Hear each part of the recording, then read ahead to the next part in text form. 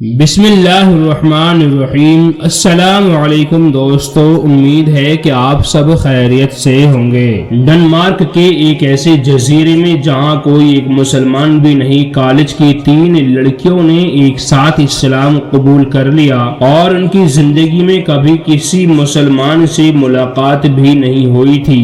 یہ ہے یولیا اور اس کی بہن اور سہیلی۔ کلمہ شہادت پڑھنے کے بعد اگلے روز جب یہ حجاب پہن کر کلاس پہنچی تو پرنسپل نے انہیں بلا کر پوچھا کہ تم کو کس نے ورغلایا؟ انہوں نے کہا کہ آج تک ہماری کسی مسلمان سے ملاقات ہی نہیں ہوئی، تو پھر تمہاری کایا کیسے پلٹی؟ یولیا نے جواب میں کہا کہ جب ہم نے میڈیا میں اسلام کے خلاف پروپیگنڈا سنا تو تینوں نے فیصلہ کیا کہ اسلام پر تحقیق کرتے ہیں۔ اگر آپ بھی تعصبات کو بالائے طاق رکھ کر تحقیق کریں گے تو اس دین کی حقانیت اور قدر و قیمت کا اندازہ ہو جائے گا۔ یہ سن کر پرنسپل صاحب خاموش ہو گئے۔ یولیا کی عمر 20 برس ہے۔ ان کا کہنا ہے کہ میں، میری بہن اور سہیلی نے ایک ساتھ کلمہ پڑھا۔ یہ ہماری زندگی کا سب سے مبارک دن تھا۔ ہماری خوشی کا کوئی ٹھکانہ نہیں تھا۔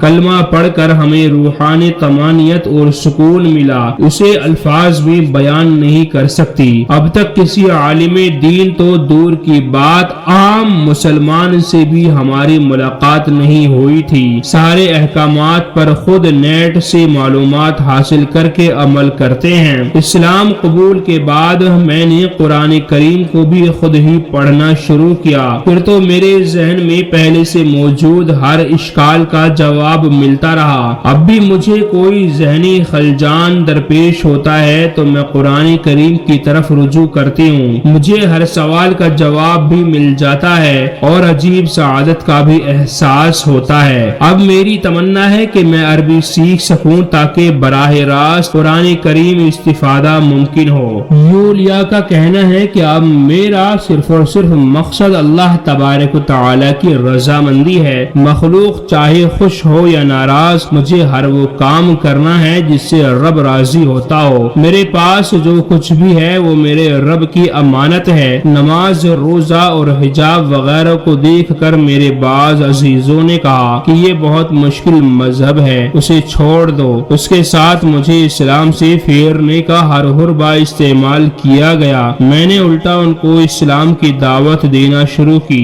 یولیا کا کہنا ہے کہ میں اب ایک اولڈ ہوم میں بطور کک کام کرتی ہوں۔ میری تمنا ہے کہ میرا ایک ایسا خاندان ہو جس کے سارے افراد مسلمان اور 5 وقتہ نمازی ہوں۔ آج کل ایک اعتراض بہت زیادہ کیا جاتا ہے کہ جی اسلام تلوار کے زور پر اور زبردستی پھیلایا گیا ہے۔ میں کہتا ہوں اگر آپ تاریخ پڑھیں اور نبی پاک صلی اللہ علیہ وسلم کی اگر سیرت پڑھیں تو آپ کو معلوم ہوگا کہ اسلام کے پھیلنے میں جتنی دشواریاں آئیں، نبی پاک صلی اللہ علیہ وسلم نے کتنی تکالیف برداشت کی، آپ صلی اللہ علیہ وسلم کے صحابہ کرام کو کتنا مارا گیا اور کتنی پریشانیوں میں مبتلا کیا گیا۔ واقعتاً اگر کوئی دوسرا مذہب والے ہوتے تو ہرگز وہ اپنے مذہب کو کبھی نہ پھیلاتے، لیکن چونکہ اسلام ایک برحق مذہب ہے اور سچا مذہب ہے، اس کا پھیلنا دنیا کے اندر خیر لانا ہے